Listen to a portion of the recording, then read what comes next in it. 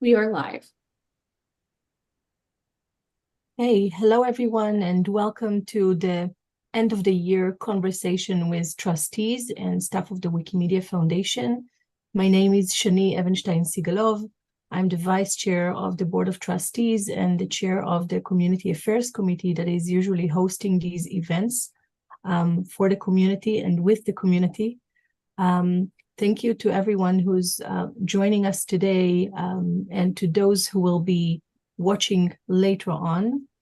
These calls are essentially for you, the community. It's a channel for us to share what the board is doing more transparently, so you are up to date with our work, answer questions, and have discussions on issues that are on people's minds, and basically getting to know each other better and providing better communications between all the different stakeholders in our movement. I'm passing now to Elena. To share a bit more about how the call exactly. Thanks so much, Shani. Emerald, maybe we can take down the welcome slide. Perfect. Thank you so much. Hi, everybody. I'm Elena Lappin, Lead Movement Communications Specialist with the Wikimedia Foundation. As always, the call today is going to be a 90-minute call, roughly broken down with an hour of topical updates and conversations on those topics, question and answer on those topics, and then 30 minutes of open question and answer at the end of the call.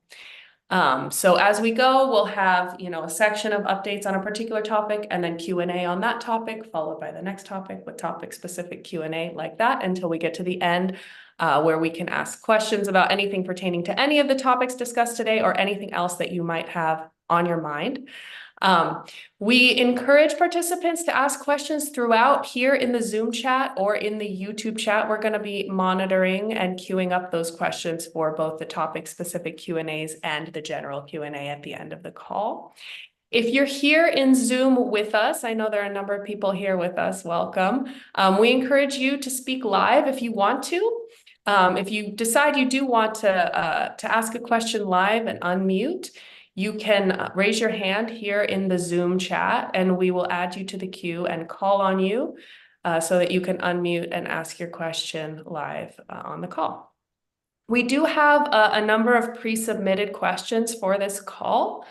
In order to get to as many questions and answers as possible, I've consolidated some of those pre-submitted questions. In consolidating questions, I always try to capture the full intent, the full meaning, the full spirit of the question, and try to ask it in a way that will get you the answer that you're looking for. But if you have any follow-up questions, feel free to ask those in the chat and we can get to those as well. So just wanted to underscore that while you might not hear your question asked in the exact way you submitted it, I did really try to make sure that we got to the heart of every question. So as always, if there are questions that we don't have time to answer during the call, we're going to post those answers on the event meta page afterwards. And we'll also be posting a call summary on the event meta page, so you can read up and share that with whoever you'd like.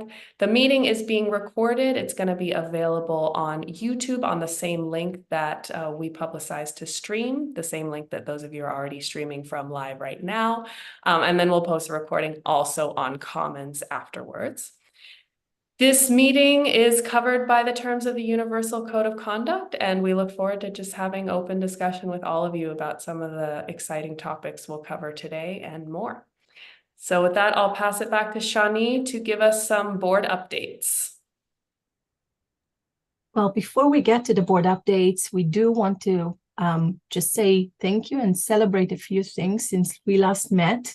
And it seems like it's been busy months and there is a lot to celebrate. One thing is that Wikisource turned 20 and Wikidata celebrated its 11th birthday. Also, last November, we celebrated 100 million files on Commons. So a huge congratulations to all of these communities and the volunteers who've been enabling these projects. These are quite amazing milestones, and we really appreciate all the diligent work and dedication going towards them. December specifically is also an important month for us because we're going to celebrate two big things. One, Wiktionary is going to turn 20 and Wikivoyage turns 17. So a big happy birthday to both of them and to all of these communities. And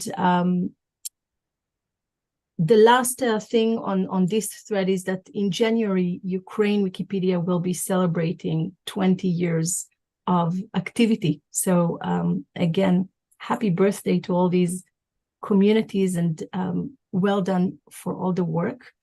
And while there's a lot to celebrate and to be thankful for as we are wrapping this year, we also have lost dear people in our community, and we'd like to commemorate them. And I'd like to ask Nat Timkiv, who is our board chair, to say a few words in memoriam of the Wikimedians that we've lost in the past few months, and then move to some board updates. So Nat, to you. Thank you. So this is a really sad part. And at Wikimania, we celebrated contributions of many of Wikimedians who passed in the last year. And of course, only the ones that we know that were publicly mentioned. After Wikimania, we also lost a very dedicated Wikimedian, Richard NBB. Some of you may know him also as he was involved in the Movement Charter Drafting Committee. I certainly worked with him in my work as a board liaison with that committee, and he's one of those kind, wise souls that you only realize that you lost opportunities to talk with more only after they are gone. One of the also recent deaths, confirmed ones, is a Palestinian poet and writer, a Wikimedian, and I'm not sure I'm going to pronounce it correctly, Heba Kemal Abu Nada. As a war refugee myself, I can just share and say that any words are going to sound cold and empty. It's really difficult to find something to say in these instances. As a Wikipedian at core, I can say that my way of dealing with any loss is trying to document and preserve knowledge. And I think that that's how the communities are dealing with that, with any losses, with any wars, with any destruction. We are trying to preserve things and try to make sure that they are not disappearing. Things, people, memories. And that's our mission.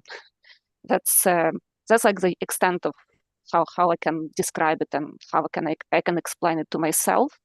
And that's, I believe, how people are dealing with things, at least on our end of the world, wiki world. I am going to move to board updates now. So our last meeting of 2023 calendar year was yesterday. We dealt with mostly things which connect to the internal board related work, but still, as a matter of trying to be transparent and trying to make sure that things that we are doing are not a surprise, we have appointed Lorenzo as another board liaison to the MCDC. Shani stepped down, and now Lorenzo is going to join me in liaising with this committee. We are also have also received updates about board selection process, which is supposed to start in 2024. because there are some trustees who might be running, whose term is ending in the next year, we usually create a separate group of trustees to work and liaise with the elections committee in order to not have conflict of interest or try to mitigate it. And this board selection task working group, the name change, will consist of Dariusz, myself, Shani, as current voting members of governance committee who do not have that conflict of interest, and also Isra and Kathy, our newest trustee that I'm going to say a few words a bit later. So we are also working on evaluating board committees' work, and we are in the process of figuring out how and what we can change in board committees. These things, of course, are going to be published later as some lessons learned after we know what worked for us and what didn't. This was also the last meeting of the year and of the term for Tanya, who has been a trustee for already a few years. She was the chair of audit committee, and she is going to stay on to preserve the institutional knowledge as a trustee, as a member of, as an advisory member of audit committee. And our newest trustee, Kathy Collins, who is here also on the call, we have been looking for a replacement for Tanya, for Tanya's role for a while. I have been also pasting some updates on Meta and to Wikimedia L. We tried to continue what we have been trying before with pre-onboarding people who we see as trustees, be it community or affiliate selected or board selected trustees. And with Kathy, we identified her as a stronger candidate and the one that we would like to continue working. We also had an opportunity to organize her trip to the North America conference in Toronto in order for her to get to know the community also more, not only trustees, not only staff, but also the communities, because we believe that this is very important for a trustee to know everything that we can pass on, we can teach on before a trustee actually gets into the role.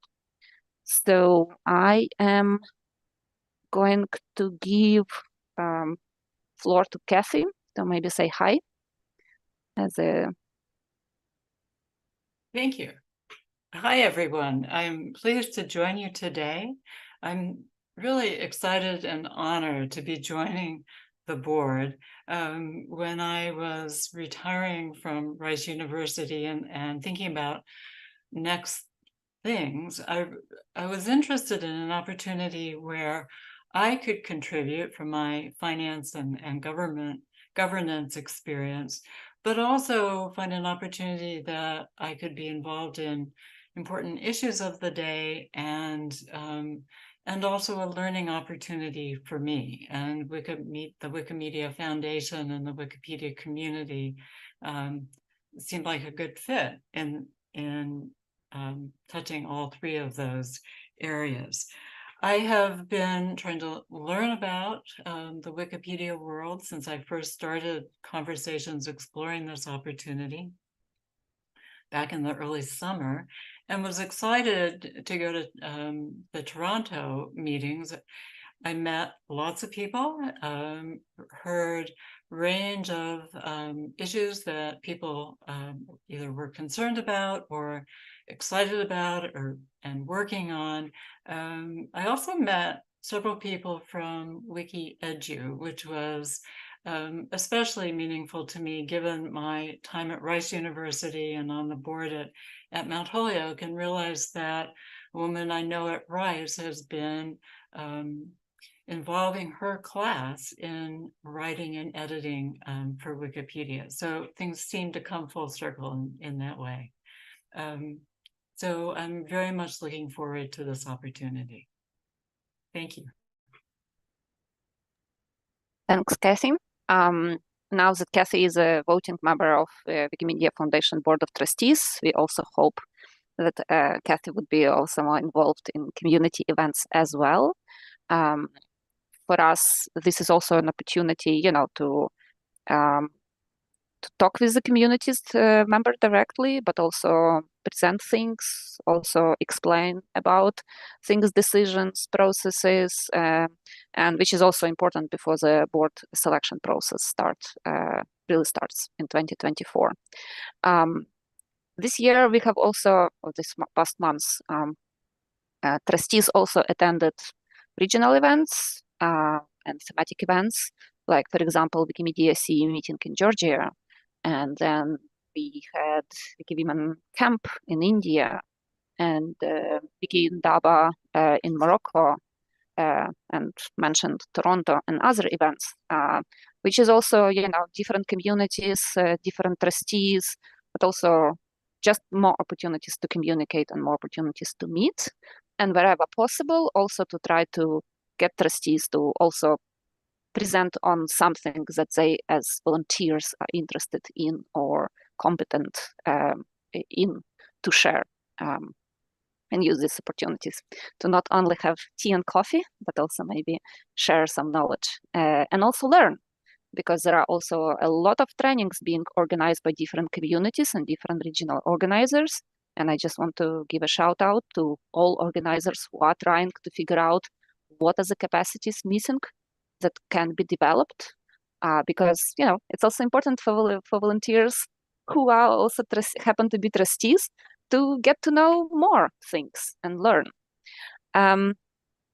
We also have some other topics that you also might want to hear some updates later in the call, like, for example, affiliate strategy.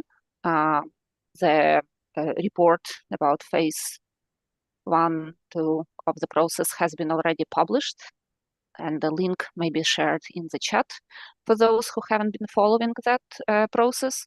At the moment, we as board liaisons to AFCOM are also helping with the interviewing process. AFCOM had 32 nominations submitted, applications submitted, which is a lot for a committee. So it also is going to take us longer probably than we expected.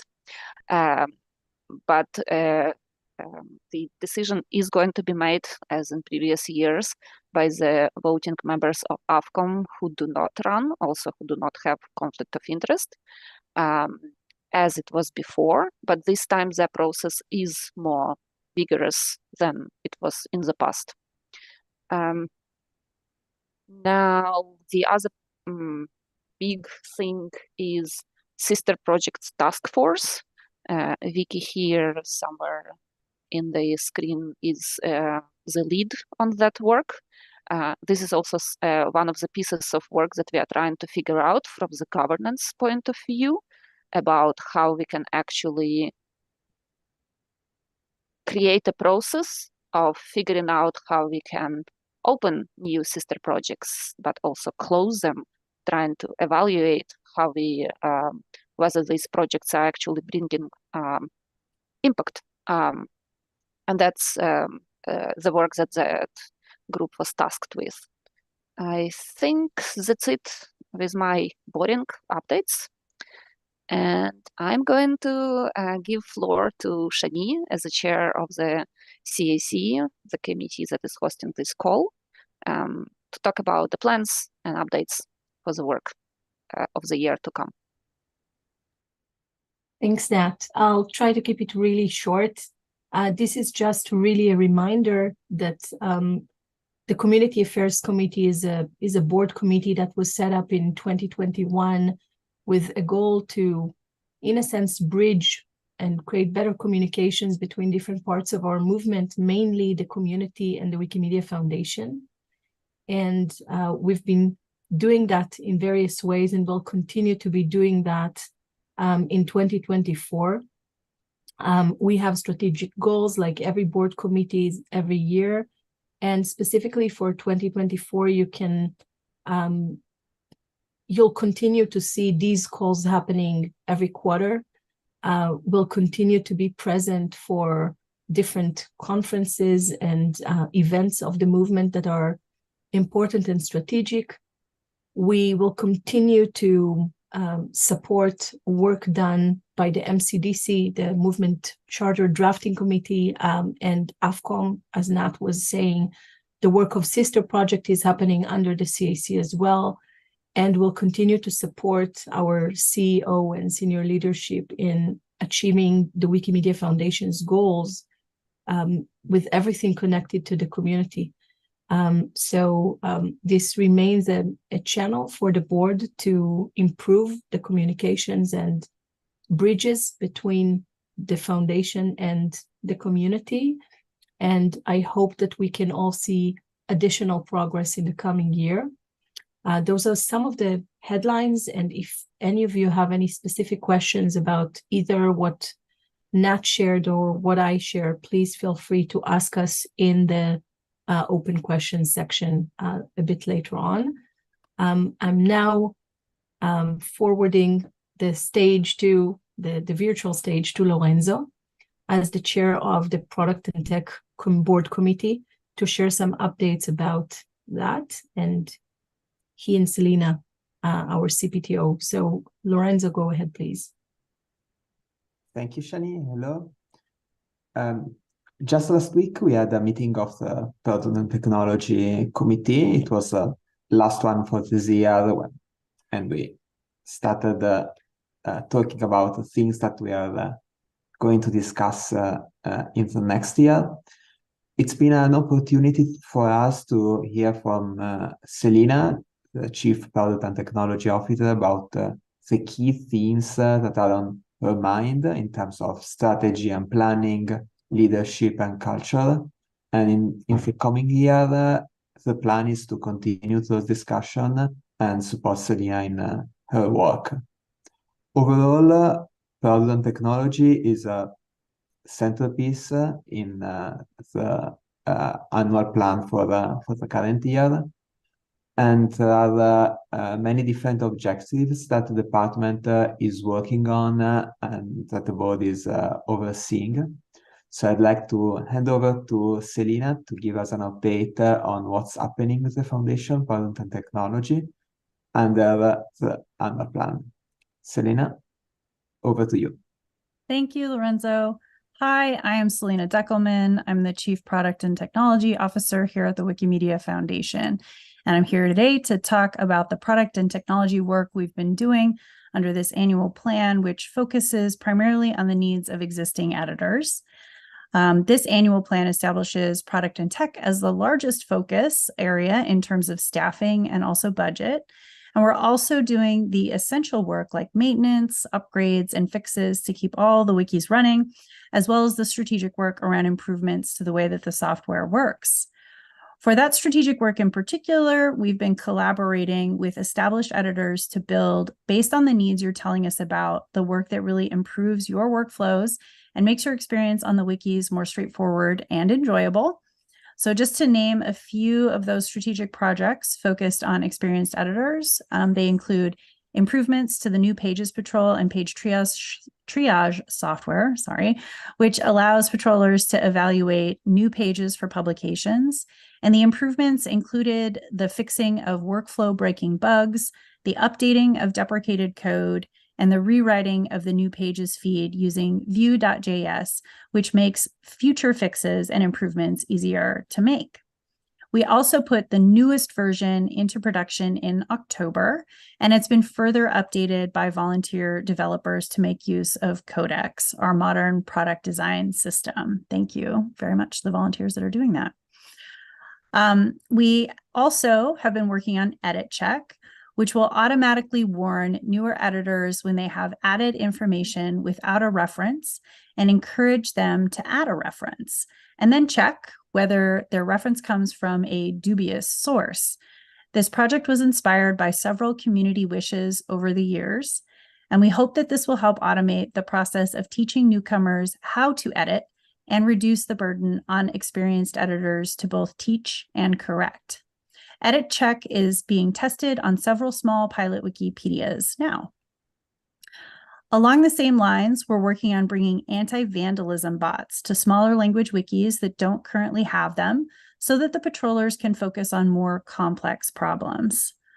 We're also working on dark mode, which has been a long-standing request in the community wish list as a way to make reading and editing Wikipedia more comfortable and accessible visually. It's currently under development, and we'll be rolling it out along with the ability for both logged in and logged out users to choose their preferred font size. It's a really interesting stream of work, actually. A lot of caching discussions happening on the technical side. There are a lot more examples of improvements aimed at experienced editors, like patrolling on Android, watchlist for iOS, upgrades to the Commons Upload Wizard, and more. And I'm happy to talk about any of these things in more detail or take any questions. And so with that, I'll see if we have any questions in the chat or any questions live about these updates. Thanks, Selena. We've got some celebration in the chat around dark mode. So that's exciting for people. Let's leave a few moments to see if there are any questions in the chat here in Zoom or YouTube about any of this, about New Pages Patrol, dark mode, edit check, any of the other features that Selena mentioned. All of this work being done, of course, under this annual plan.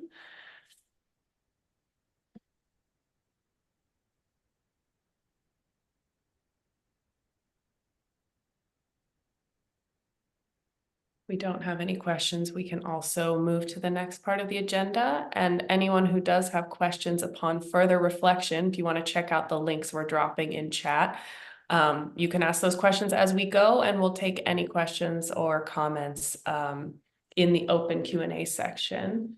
It looks like we do have a question in the YouTube chat, but I think it's more relevant to the AI section of our call, actually. So I may hold that one until we get to the AI section of the call. So thank you so much for those updates, Selena. That was great.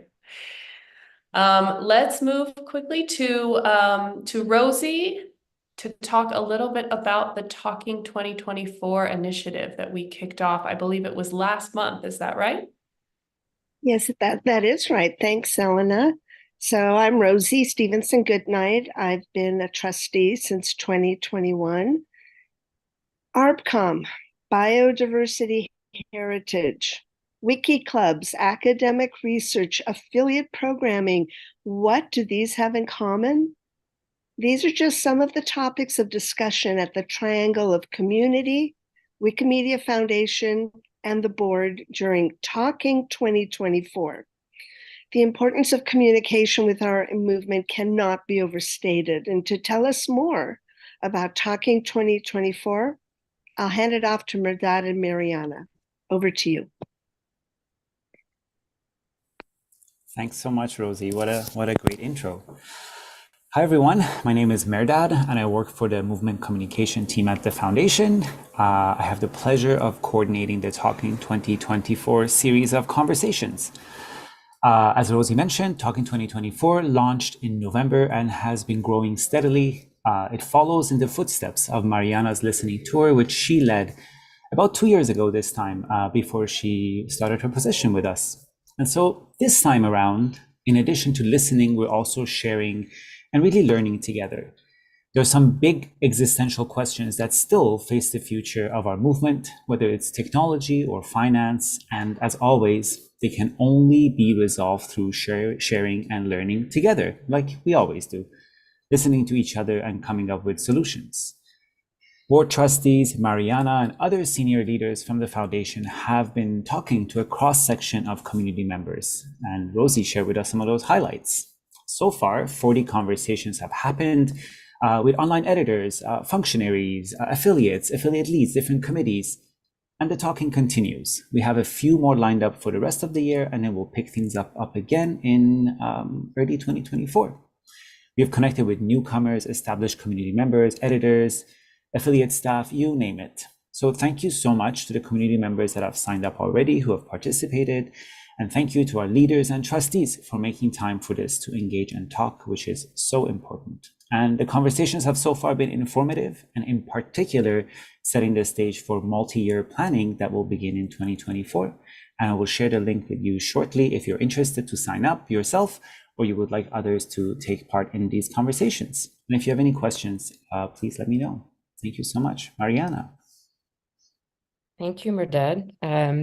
Since you mentioned the first listening tour, I just want to acknowledge, since Delphine's here, she facilitated what were at that time hundreds and hundreds of conversations in a short period. So thank you for that.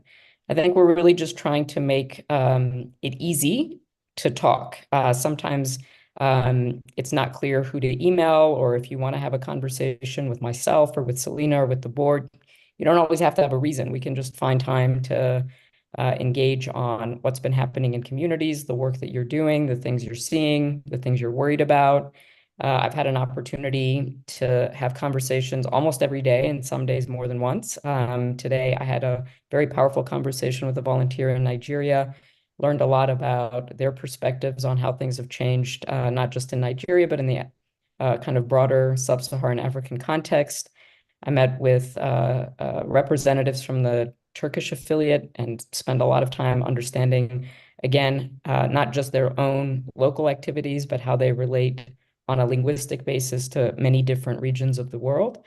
So if it's something that you would like to find an hour to have a conversation, please sign up. And I think that as long as people are interested, we'll keep going. Thank you. Thanks so much for the update on Talking 2024. We'll see if we have any questions about Talking 2024 here in the chat, but definitely an encouragement to everybody to sign up for one of those conversations.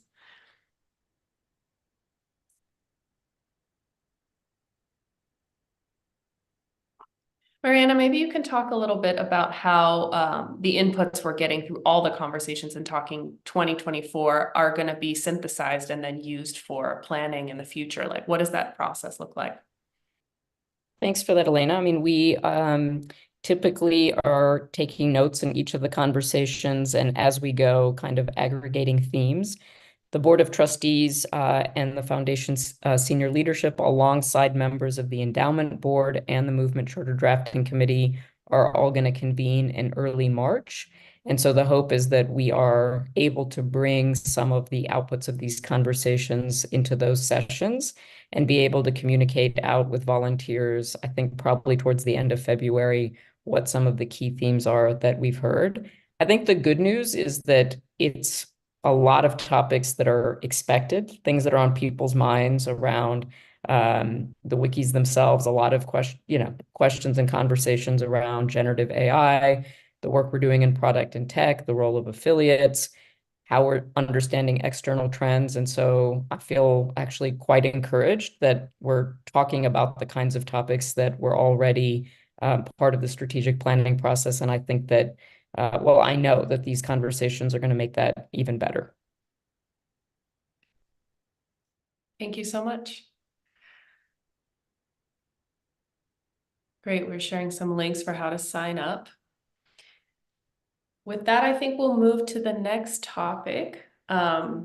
So the final topic for our updates in our call today is around AI. I know it's a big ticket item for our movement and for the world as a whole these days. So I want to pass it over to the trustee Luis to open the conversation about AI, and then we're going to have some updates from an affiliate perspective on what's going on with AI, and then talk to foundation teams about what the foundation is doing. And I hope then we can have a rich discussion about that here on the call. Luis, take it away. Thank you, Elena. Hey, I'm Luis Benicoremilio, currently wrapping up my second year on the board, and it's been a particularly exciting past year. Generative AI has been top of mind for many of us. There's been a lot of questions wrestling with on how we can, as a movement, keep up. How can we make sure we stay on top of the trends in how people access and consume knowledge? How can we leverage generative AI as a tool that supports Wikimedia rather than just threatening it?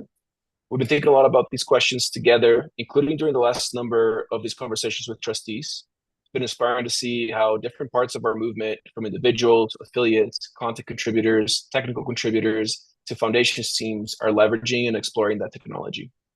As part of this holistic approach to these discussions, I want to turn it over to Natalia to give a bit of an affiliate perspective by talking about the work happening at Wikimedia Poland. We'll then hear from Foundation team working on AI before opening the floor up for discussion. Thank you very much. Thank you for invitation. I know it's not common for you to have a chapter perspective here, so I'm very glad to provide you with it. I'm Natalia. I'm ED of Wikimedia Poland since November last year, and one of my first tasks here was to facilitate a multi-stakeholder process of creating a 3-year strategy for the chapter. And I have to admit that back then, when we started talking about it, we did not foresee that AI is going to become such an important part of our landscape. And I just want to briefly tell you about 3 perspectives: external, internal, and the perspective of the community. The external perspective is that since 6 or 7 months, we're getting a lot of media attention, a lot of requests for interviews, podcasts, radio, press, anything. And it all concerns AI. And there's always this controversy. The question is ChatGPT is going to kill Wikipedia or so. But we are using the occasion to talk about Wikipedia and Wikimedia in general, to change the narrative, to show that this is an opportunity for us, not a decline. So I think this attention is going to last for another at least couple of months. And during the conversation with Mariana and Lorenzo last Monday, within the Talking Initiative, I was suggested to create an FAQ. And this is a great suggestion, and I'm going to do that for sure, because having so many requests, outside requests about Wikimedia and AI, it's going to be very useful. So I'm surely going to consult some of you before we make it public. The internal perspective is our daily job. We are quite a big chapter, 11 people, and we started to experiment a lot with AI tools. It turned out to be pretty effective for us. We made a decision that any software that we use, we want to use as effectively as possible. And since there are AI assistants, usually beta versions for the software that we use, we're trying to make the most of it. So it proved to be effective in grant writing, creating social media posts, enhancing our brainstorming. For example, when we are looking for, when we want to generate ideas for example, project title, making notes and summaries of our discussions. And we also put a lot of attention to to follow the current state of things. Like, we discuss a lot internally, we read articles, everyone has a different perspective on AI, and I think that's like a food for thought exercise for the whole team that's going to be useful now and in the future. And the community perspective is that what I observe so far is that more experienced editors, and the Polish community consists mostly of active editors who are more than 40 years old. They are pretty conservative about it, not sure yet if they want to engage with AI and how. However, younger editors are very much into it.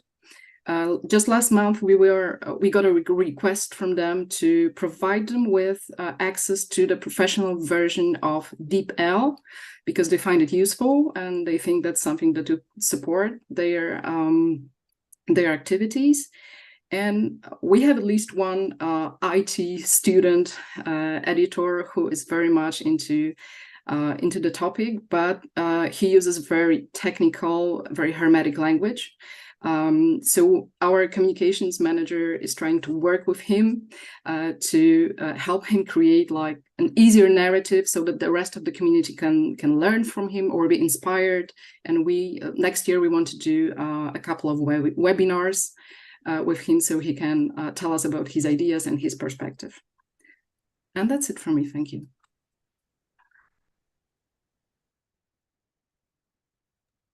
Thanks, Natalia. That was really insightful. We do have a request here to publish the FAQ on forum so that it is available for real-time translation.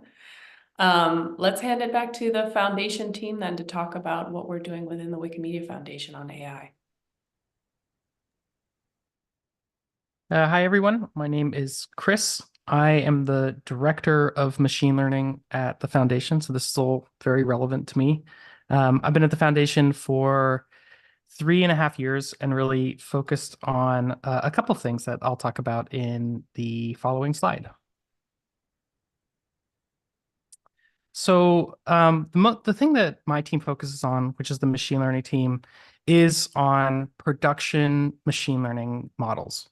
So that is any model that is out and live in the world, powering features, powering things that are being used by users or by the community. Our focus is in typically 3 main areas. First, we build the infrastructure that runs the model. So originally, we had an existing infrastructure called ORS, which a lot of you know. And over the past few years, we have built a new infrastructure able to handle a wider variety of models, larger models such as LLMs, scale out to a larger number of users.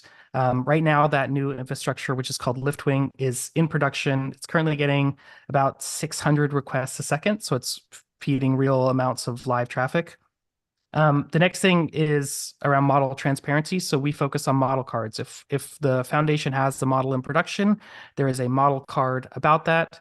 A model card is a set of public documentation about the model that not only describes how the model was made, how it should be used. It's also going to be a place where we put our human rights review for particular models. It's also a place where you can provide comments and feedback about models and ultimately govern the model as a community. And then the third area is on trying to figure out some experiments with how we can actually help existing users of the site. So, for example, working on a project can you actually just chat to the Wikipedia docs about like how you might edit a page, or ask a question and we'll generate a Sparkle query for you to return back like the exact code for that Sparkle query. Ways to make the page, make the experience on the site better. And now I think I pass it to Isaac.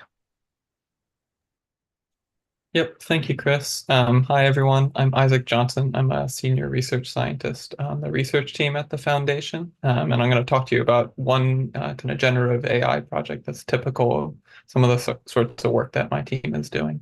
And what this project was around is recommending potential article descriptions to add to Wikipedia articles. And then those descriptions go to editors and they can choose whether to add them or not.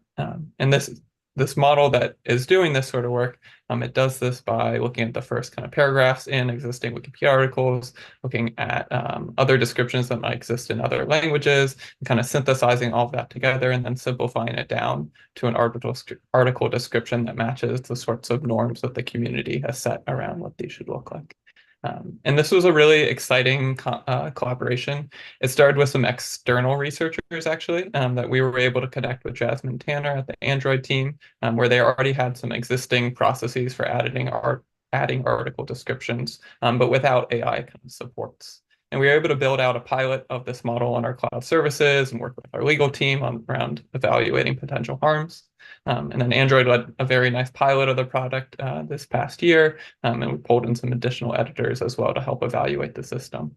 And we'll be deploying it in the next few months on the ML platform, as Chris was just introducing, and have this model in production, which is very exciting. And this is all to say there's a lot of folks involved to make this tool happen, but it was a very productive, I think, collaboration across these stakeholders. There's a few things I think are important to understand about this particular tool that was built and why it's an exciting one to talk about. One is, we were very careful about the design of this and how we constrained it. And we did this for a variety of reasons. It supports editors by augmenting existing editing processes. As I was saying, Android already had processes where they were helping editors add these article descriptions. We were able to just make that simpler. because we kept it well constrained, we were able to deploy it to 25 language editions, or we will be able to deploy it to 25 language editions, without putting massive strain on our infrastructure either, which is an exciting piece. And because it's a relatively straightforward model, it's easier to kind of identify issues that might arise, explain the model to community members who are curious about how it might work, and even make adjustments if we need to. And generally, I think, these sorts of constrained experiments with generative AI are really good because they allow us to understand the impact of these tools within the projects, while constrained enough so that, the potential harms are limited as we experiment and learn about these things. And you might imagine other examples in this space, like recommending captions or alt text to images, helping editors summarize or simplify content. And these are all sorts of projects that we're considering as we move forward too. And with that, I think I will pass it on.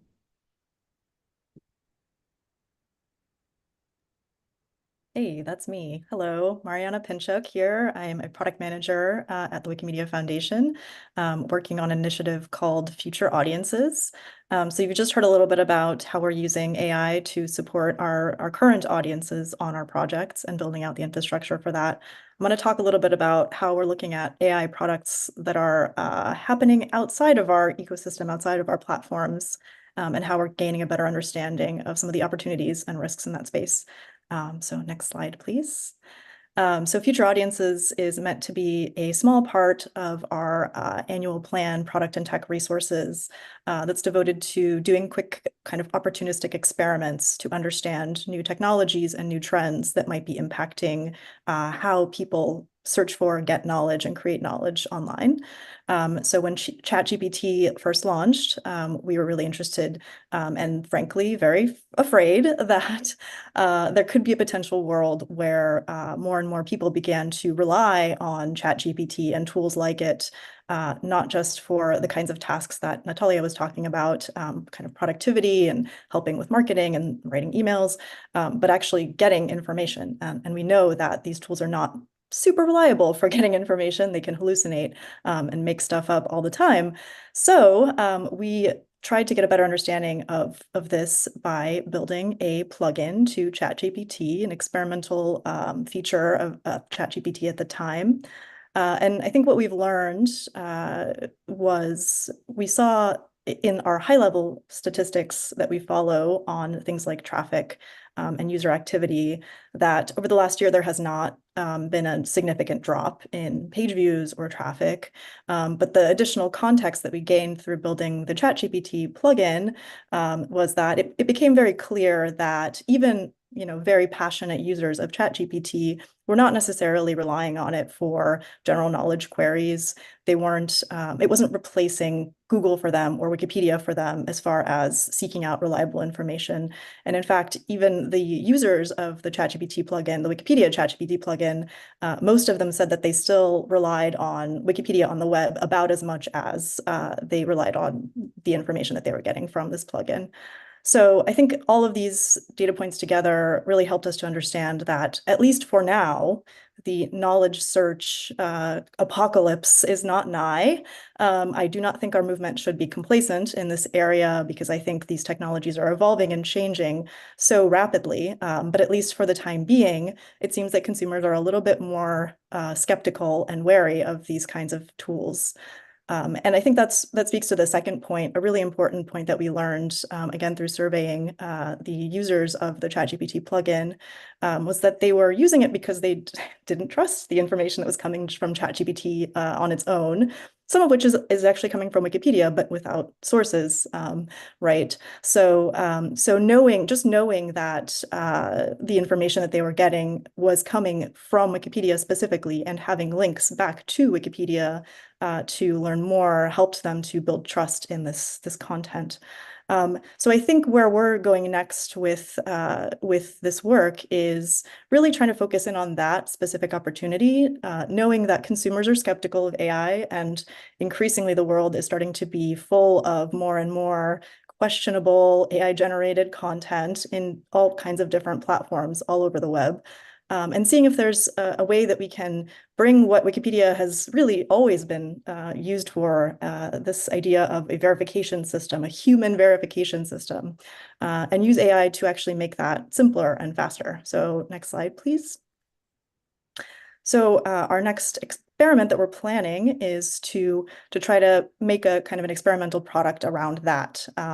So making a way for people who are reading information on a different platform, let's say Wired, allowing them to highlight certain claims that they might find suspicious and searching for those claims within Wikipedia and presenting information back from Wikipedia kind of on the screen. So I feel like this is a really interesting way to sort of create a new process that is already sort of being done manually through opening multiple tabs, going to multiple places to look for information, kind of bringing it all together. And with the power of AI, it really allows us to create a much more natural flowing experience with AI augmented search. So we are interested in seeing whether people are interested in this kind of a plugin and how they use it, how it can better understand and parse the information from different platforms and vet it against Wikipedia.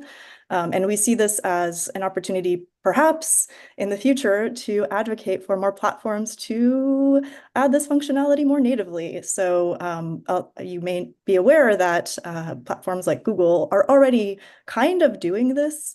There are little contextual panels that pop up for certain kinds of features. On YouTube, for example, state-sponsored media has a little pop-up with information from Wikipedia telling you that this is a state-sponsored media channel. So we're really interested in exploring this from a consumer-facing sort of perspective, but also maybe using this as more an opportunity to advocate for these kinds of things being a regular part of what all platforms do to maintain credibility and trust with their users. So that's where we're going next. And I will pause there, and I think we're doing Q&A after this. Thanks, Mariana. Yeah, that's right. We're going to do a little bit of Q&A time on this AI bit. So thank you to the presenters. This was a really interesting way to explore the various angles of what we're doing. There are a few quick follow-up questions we've got in the chat about this. First question, this is probably for Isaac. Is Sindhi language included in the 25 languages you mentioned? And maybe this is an opportunity to talk about how those languages were selected in general. Yeah, that's a good question. We'll share a link that includes the kind of full list so that folks can see for themselves. So the way these languages are selected, for this case, we're building on an existing kind of pre-trained language model, and we're fine-tuning that to this use case of Wikidata descriptions. So we're to some degree restricted on what that previous pre-trained language model was trained on. And that really comes down to the amount of language data that is available on the internet, and usually corresponds with more or less the 25 largest language editions. That's not exactly the case, but for these models, with the language models, usually we're kind of, the larger the language edition, the easier it is to find kind of language models that allow us to build tooling around them. And if I didn't answer that directly, no, Cindy's not on the list. So apologies for that. Perfect. Yes, thank you. That was going to be my next quick follow-up. Thank you for that answer. We have a question from earlier in the call, and I think you touched on, all of you have kind of touched on a little bit, but the general looming question that I think is on a lot of people's minds: in the future, will AI chatbots be allowed to edit Wikipedia, and what might that look like? Yeah, I can take that one. So I think early on when ChatGPT was released, we all sort of tried to reflect on what it meant. And we were getting this question a lot from a lot of reporters, from a lot of community members, from all over the place. Like, when is AI just going to replace Wikipedia? And I think the answer that we all kind of collectively came to at the Wikimedia Foundation, and that I think will resonate, is that it is hard to imagine a human knowledge creation project that doesn't very clearly center humans at the heart of it. So when we're talking about, deciding what counts as a reliable source, what counts as reliability even, or, what kinds of information is neutrally presented, I think these are really human questions. And the reason why people love and trust Wikipedia is that it is a human curated knowledge store and a summary of the secondary sources that exist. around specific topics. So while I think AI can certainly make a lot of things a lot easier and more intuitive and faster and more friendly to do on our projects, when it comes to replacing humans entirely, just allowing the chatbots to run wild and edit and update, I think that would be a fundamentally different project from Wikipedia. And good luck to those who are going to try that project. Maybe it'll work, but I just have a hard time imagining anyone wanting to go to that kind of a project or finding it reliable or trustworthy. Thanks, Mariana. So kind of logical follow-up to that question. And I'm not sure if maybe, Jimmy, you want to weigh in on this. I know you've thought a lot about this and talked a lot about this. What is the foundation and maybe even the larger movement doing to prevent harmful AI-generated content from being added to Wikimedia projects? Yeah, I mean, I think this actually does tie in to the previous question as well. The question about, will AI be allowed to edit Wikipedia? And I think, ultimately, all of those kinds of decisions and those kinds of things come down to the open dialogue and discussion and discourse within the community. And so the community, I would say right now, there's a pretty wide consensus that ChatGPT, for example, would not be a very good Wikipedian. Makes stuff up, makes up references. Like, you can get banned for that very, very quickly. But unlike places like say Twitter or Facebook, where people can come in and start posting viral content that may be completely fake and so on and so forth, we're just a completely different model. And so I think our first line of defense against misinformation or disinformation that's AI generated is our existing community and our existing community standards around reliable sources, around vetting everything that comes in.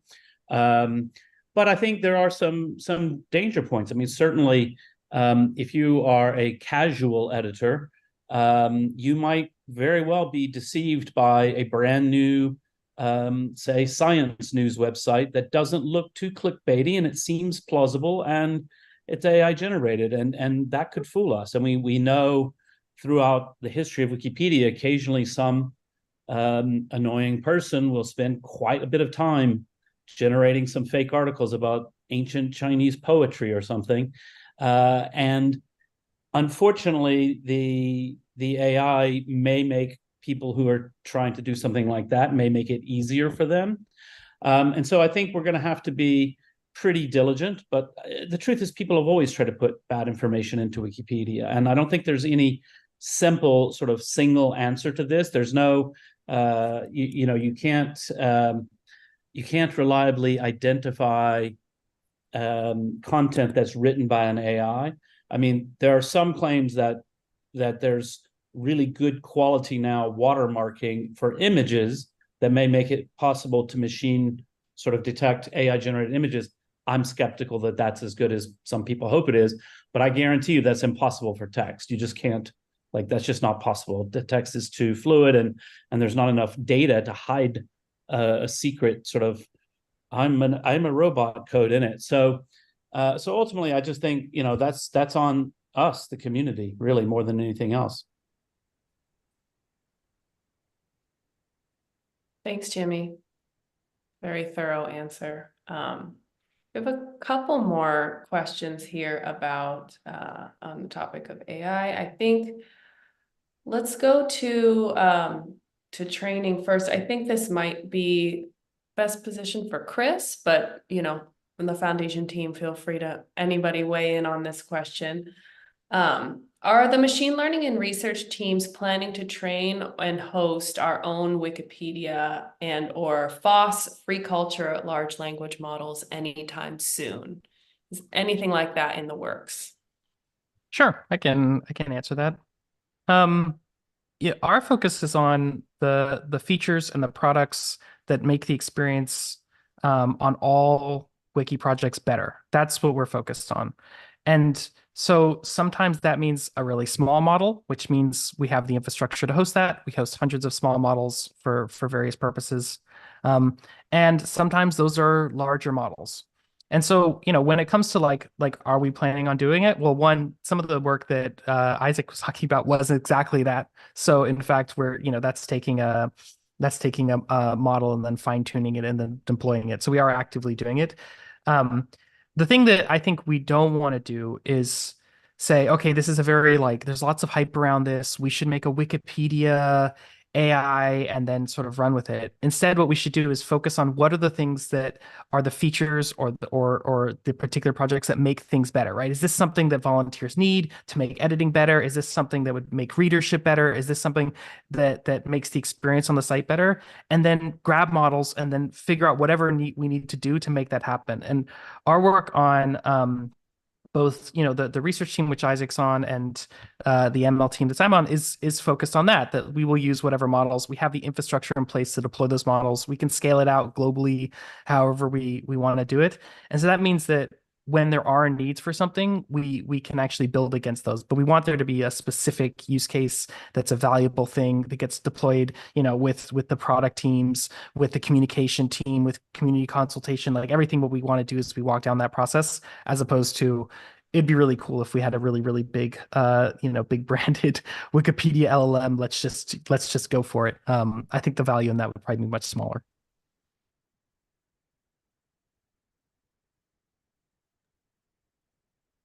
Thanks, Chris. A final question here in queue about reuse and attribution, which is something that I think comes up often in our discussions across the Wikimedia movement, but that we haven't fully touched on yet on this call.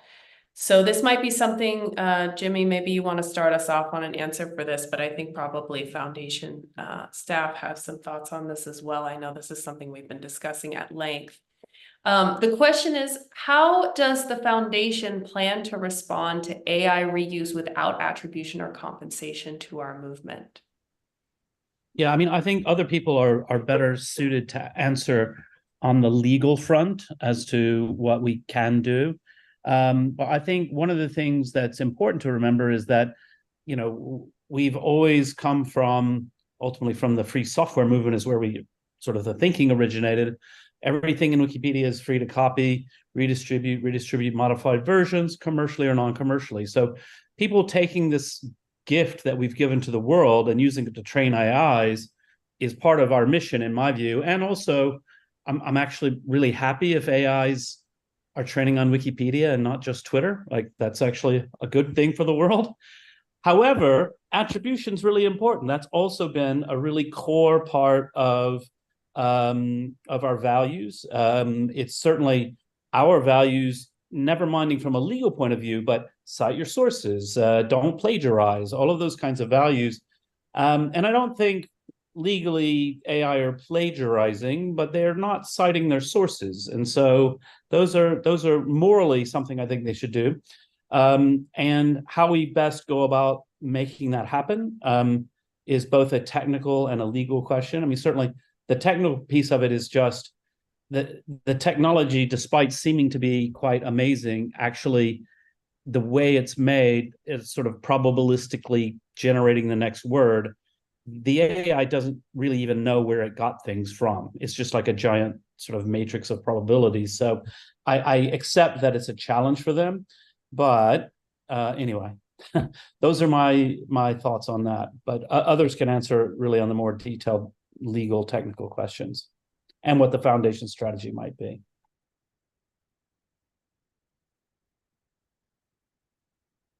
I can chime in a little bit from the policy and advocacy team perspective. Hi, everyone. My name is Stan Adams. I'm the lead public policy specialist for North America for the Foundation.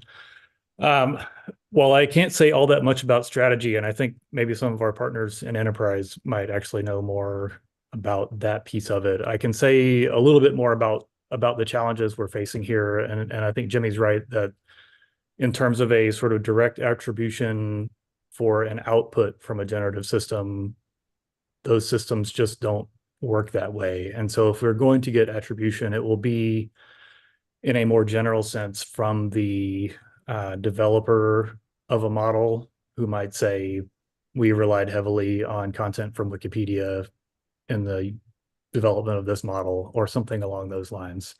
I'll also share in the chat the comments that we submitted to the U.S. Copyright Office, which recently did a request for comments on copyright and generative AI. And to give you a little bit better sense of sort of the angle that we're coming at it from, just to highlight one other sort of source of tension here and why it's a little difficult for us to be very pushy on this issue is that if we sort of publicly push too hard on the attribution angle, the folks that are reusing our content are going to increase their emphasis on their uses being fair use under U.S. copyright law, a doctrine which we also support. And so it could set up a sort of weird tension between our stance on fair use and the people reusing our content based on fair use. And so I think we collectively want to avoid getting into a fair use fight as a fairly vocal proponent of the doctrine. And so like I said, I think we were sort of working through other channels to get that attribution. And please look through our comments for more. Happy to answer more questions on those if you have them. Thank you. If you'd like, I can add a little bit about the Wikimedia Enterprise component of this. This is the commercially available API process for high volume, high speed reuse. And part of that is definitely a revenue generating project to have major institutions who are using very high volumes of Wikimedia content contribute into the movement rather than using our resources that have been donated, funded by donations, but also to improve the downstream reuse, visibility, accessibility, fluidity, because it's really hard currently. And a lot of institutions, major search engines and smaller institutions as well, in trying to compete with the big guys, simply can't use our content particularly easily, and can't identify when in their database the result you're being served is coming from Wikimedia, Wikidata, or Wikipedia, etc., among all the various other pieces of data that they have inputs. So part of the purpose of the Enterprise API is to make it easier for them to ingest the content and therefore be able to say where it came from in their own databases, so that when they serve it to you as a customer, a search engine user, they can provide the attribution. A lot of cases, these institutions would like, when we're talking to them, they would like to better attribute. They're not attributing out of malice. They're not attributing frequently out of a lack of ability to easily identify where it came from. So hopefully by providing a more commercially designed service to them, it makes the attribution component more easily followed rather than a legal stick. It's a technical carrot.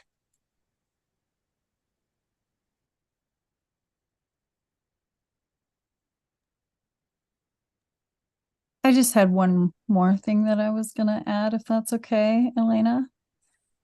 Okay. And thank you, Liam, for describing Enterprise for everyone. It's like a helpful reminder to everyone, like how we're approaching that work and how it's a little different than other organizations, I think in a helpful way. So the thing that I wanted to mention, so there's all of the opportunity in this space, and I think there's a lot that's very good that we can do ourselves with AI and machine learning technology. I think it is helpful to the world that they're using our data instead of like Twitter or X, as Jimmy said. I also have some worries myself. And one of the worries that I have gets back to an article I published earlier this year that talks about some of the principles that we use when we think about the ways that we deploy this technology. And those principles, just in short, are sustainability, equity, and transparency. And I don't know if there's like, so you can pull up the blog post or whatever and post it in the chat. But I think in that, the thing that I am most interested in advocating for is the focus of companies that are using AI technology that are built on this like incredible gift that the world has given to the commons in the data that they train on, to think about the sustainability of the data that they are using in the commons, and how can we find ways of encouraging the people that have contributed so much to continue doing that, and also to find new folks that are interested in contributing to the commons and encourage that. So that's the area that I feel it intersects with the attribution issue, but it's not exactly that. It's a different kind of a thing. It's just thinking about the ecosystem of contribution and how do we all contribute to that sustainability over time. So that's the issue that I'm most interested in, like, advocacy around, because I think that's like how we make all of the things that we work on last for a very long time. Thank you.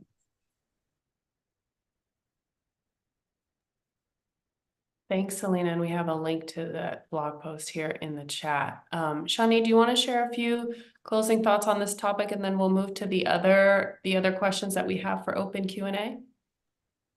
Sure. I just wanted to share very briefly that besides being highly interested in this topic, because I'm a trustee, I'm also following this topic as a researcher and involved in 3 different research projects now on Gen AI, and one of them is exploring what's happening in our movement. And I just wanted to take a moment to say that I think it's quite inspiring to see how different levels in our organizations are, in our movement, are reacting to generative AI. And it's not for nothing that in this specific call today, we've included both affiliates and Wikimedia Foundation staff to speak to you. It's because really it will require a holistic and working together of various levels of our movement to really get it right. I appreciate that we are having, a limited budget, and we need to think carefully about what we're investing in and how we are going about it. We can't throw millions of dollars like the big tech companies on different trials, and we have to be really thoughtful about what we choose to invest in and how it impacts other things that we are doing in the movement. So I think it would require like a movement-wide cross-collaboration between different stakeholders and entities to really get it done. I think Wikimedia Foundation is doing amazingly. The teams, you've just heard from the different teams, but I also love that we have different chapters and other affiliates experimenting and checking what could be done. And we have individuals who are not connected to any of these affiliates experimenting with tools, with different workflows. And I think all of these moving pieces together will help us move forward to the right place, hopefully, to remain relevant and to continue serve the world as we've been doing before, and maybe slightly differently, but still the mission is there and it's right. And so I look forward. It's exciting times in that sense. And thanks for everyone who is contributing to this effort. We can't do it alone. Thanks for those reflections, Shani. I think this discussion was great. Thanks to everyone who submitted questions and who asked questions live. It was really insightful to hear kind of the multi-pronged approach that's happening throughout the movement on this. We'll get to the other topics now that were submitted for the open Q&A. The first one is pertaining to fundraising. As many of you may know, we are in our largest fundraising season of the year right now. So the question is, how is that campaign going so far? And what has the community collaboration process looked like for this year's largest fundraising campaign? And I know we have Megan Hernandez on the call, so maybe Megan, would you like to take that one? Sure. Thanks, Elena. I'd be happy to. Hi, everyone. I'm Megan Hernandez, VP from fundraising at the Wikimedia Foundation. As Elena said, we are in our biggest fundraising campaign of the year, which runs on English Wikipedia in the US and other major English-speaking countries. We are 1 week in, so I'm giving you like a live update that will be changing as we get through the rest of December. But at 1 week in, I'll say the campaign is going really well. In terms of revenue, we are tracking kind of right on projections, on track to hit our targets by the end of December. And the collaboration this year has really been a major focus. Even before the campaign started last week, at the start of the fiscal year in July is when we usually start some preparations and pre-tests for this big campaign. And that's really when we kicked off the collaboration process with the community this year. We have a collaboration page on Wiki. We've been having calls like this, speaking to many of you here, as well as at Wikimania and WikiCon North America just a few weeks ago. And I'm recognizing a few folks who I saw in Toronto. It's really nice to see you again here. And I will just share the link to the collaboration page. We posted an update just yesterday. I didn't actually, there you go. Just yesterday on how the campaign is going so far. And we're going to keep this up throughout the month of December. I want to express so much gratitude for folks who have been engaging there and helping to co-create the campaign this year. You will see if you click there on yesterday's update, we have a new part of the message that was submitted by a volunteer. And it is just so on topic with the conversation we're just having around AI. I think throughout the movement right now, this is a big ticket item, a big topic of interest with our Wikimedia community, as well as our Wikimedia readers and donor community. So you'll see in there a new message that was submitted by Folly Mox that's running in banners right now. One other thing I'll share that was from our update yesterday is, I think, a really exciting part of the campaign that is new for this year. So donors are reading Wikipedia, they see the banner, they decide to donate and kind of go through the payment process. And right after they finish making their donation, they reach a page that says thank you for donating and has various options for ways they can find out more information and get involved. And this year we have included a call, an invitation for people to edit. And we are seeing some folks starting to sign up and create accounts. We just looked at the 1 week mark yesterday, I guess, and we had 1,400 accounts created, and about 11% of those accounts went on to make an unreverted edit within 24 hours of creating an account. So I am just so thrilled to include this in the campaign this year as a way to deepen our engagement with donors, deepen our engagement with our community, and get more editors. This was also a big topic that we talked about in Toronto a few weeks ago at the WikiCon North America conference. And there was a lot of enthusiasm, I think, from folks there to try it out and see what we learn and, see what opportunity there is. So that's what we're doing right now. And again, we'll keep the updates coming on the page. And if you are inspired by any of the conversations we had here, AI or other topics, or just have ideas of messages that you want to tell our readers this year, please go on there, share your ideas. And thank you, a big thank you to everybody who has already done that. We're going to keep it up. So thanks, everyone. Thanks, Megan. I'll turn our attention now to the topic of affiliate accountability. We had a few questions submitted on this topic for this call. The first question about affiliate accountability has to do with the values of the Wikimedia movement and with the use of the trademark. So it's a little bit of a compound question here, but I think we can answer it probably all at once. So the question is, should chapters bearing the Wikimedia name and trademark be held accountable to the values of the Wikimedia movement?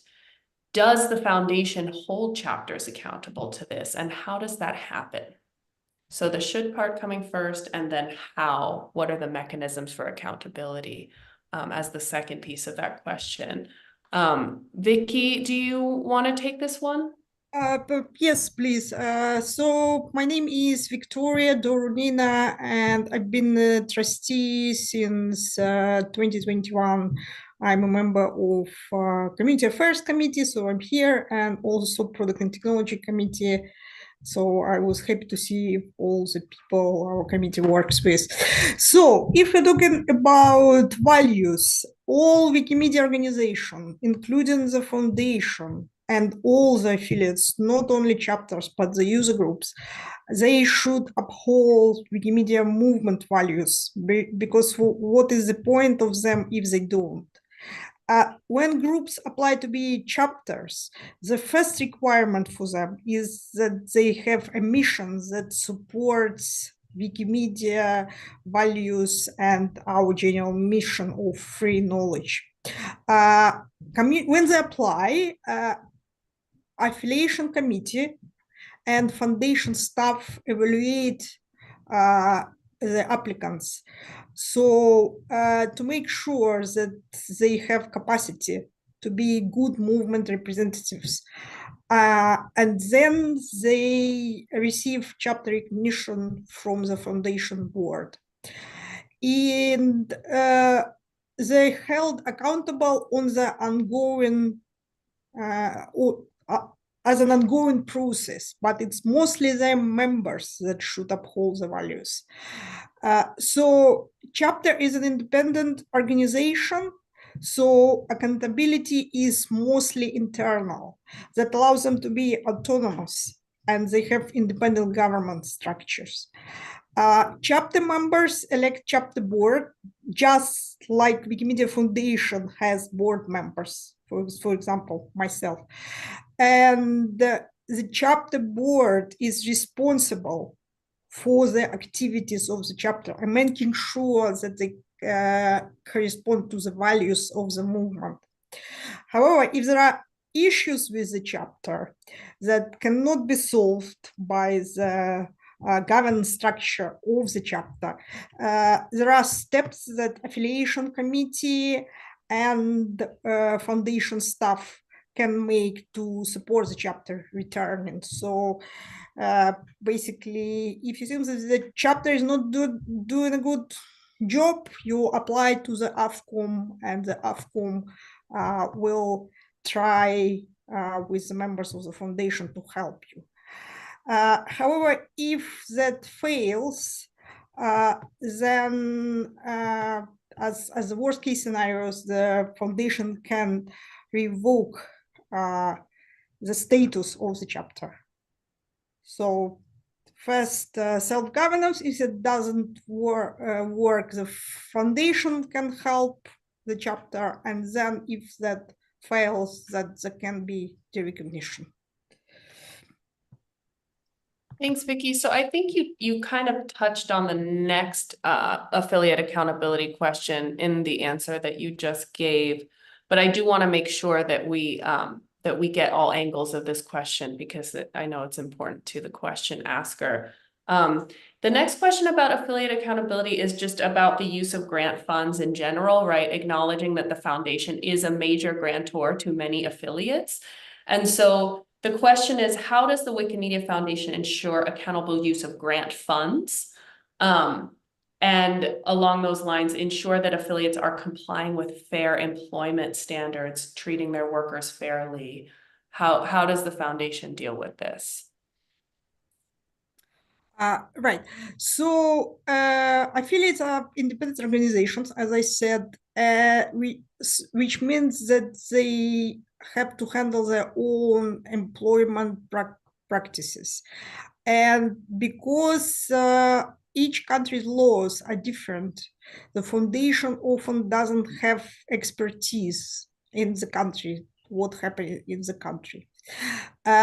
However, if there are concerns expressed by people repeatedly and insistently that the affiliate is failing to follow governance best practices, they're not compliant with the laws of the countries, or they don't fulfill the conditions of the grants, then the foundation and Avcom will look into it, and if it discovers that the concerns are true, then they may help in getting on track.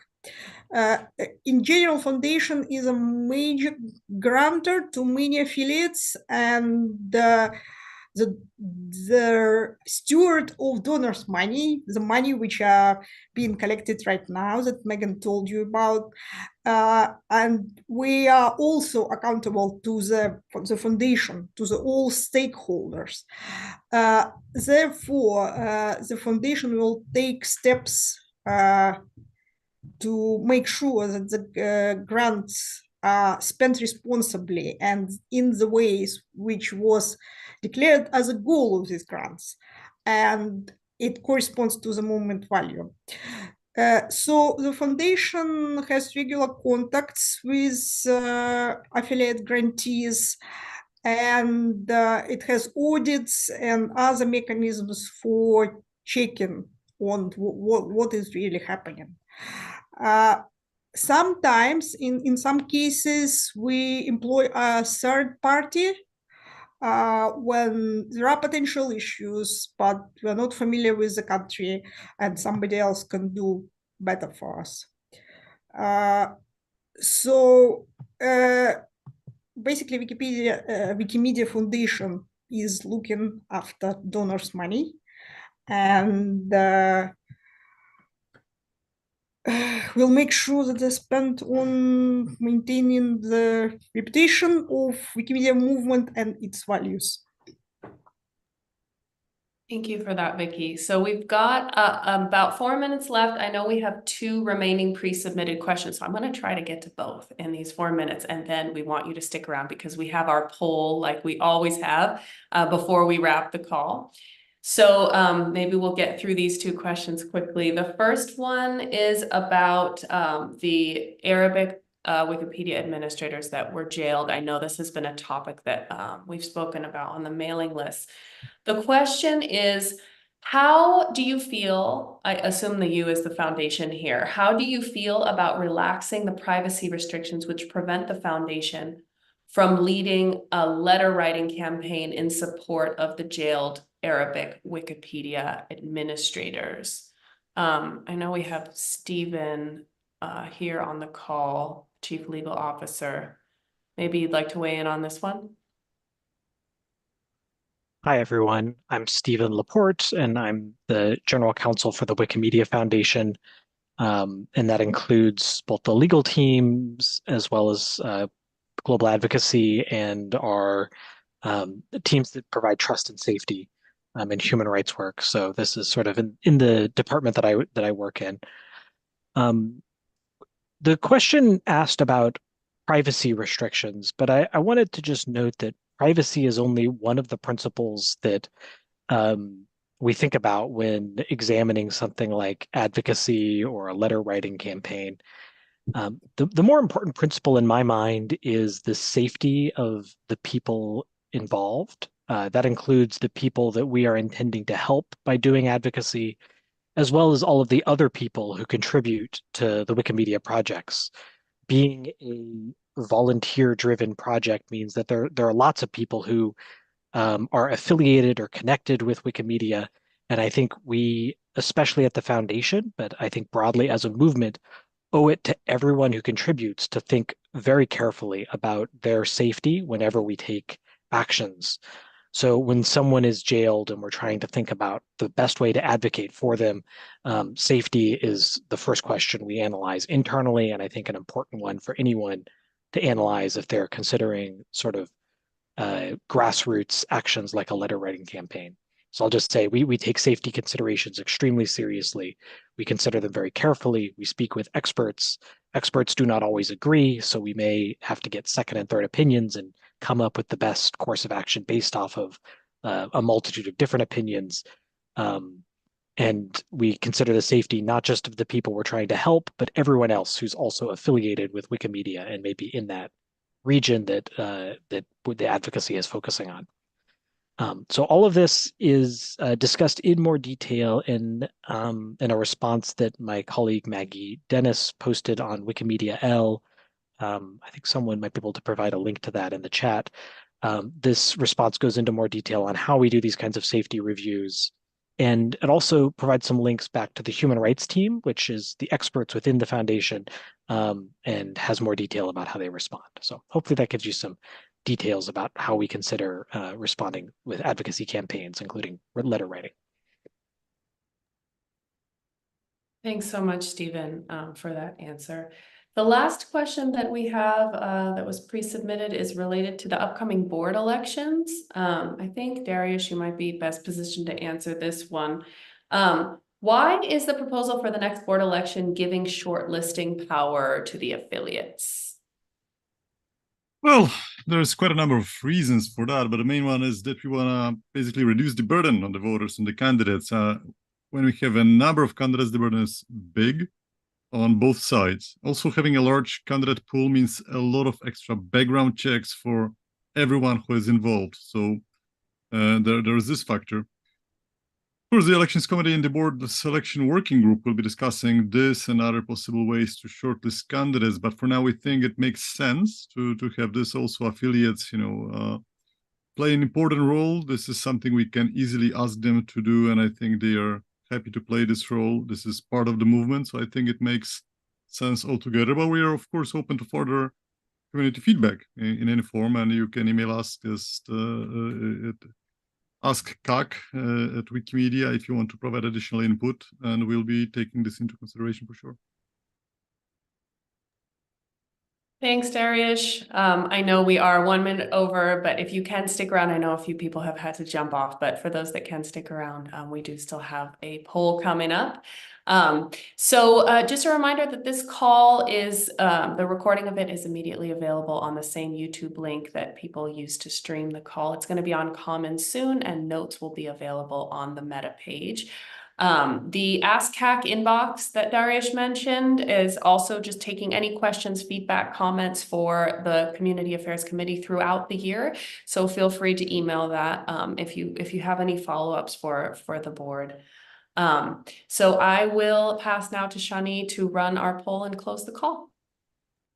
Thanks so much, Elena. As Elena is sharing the link to the poll, I want to take a moment to just wrap up and thank everyone for participating in this call and making it happen. First to Elena for facilitating, but to staff helping around behind the scenes for it to simply happen smoothly, to all the trustees, to all the senior leadership, and to all the team members who came here, and mostly to you, the audience who's watching and engaging with us. The poll is meant for us to improve the way that we're doing these calls. So please tell us if it's working and if not. I also want to say that tonight, we're celebrating Hanukkah. This is a Jewish holiday where we light a Chanukiah or a menorah, and it symbolizes the victory of light over darkness, externally, but also very much internally. So with so much suffering around the world and so many threats, I just want to take a moment to wish us all a happier, safer, and flourishing 2024. I hope this is a year when we all come together and continue to serve the world with free knowledge. And happy holidays, everyone. We see the results here on the screen, and we will continue to follow up. If you have any other concerns that you were not able to get answers to, please write the Ask CAC email at wikimedia.org, and we will do our best to help you. Happy holidays and stay safe, everyone. Thanks, everyone. See you in 2024.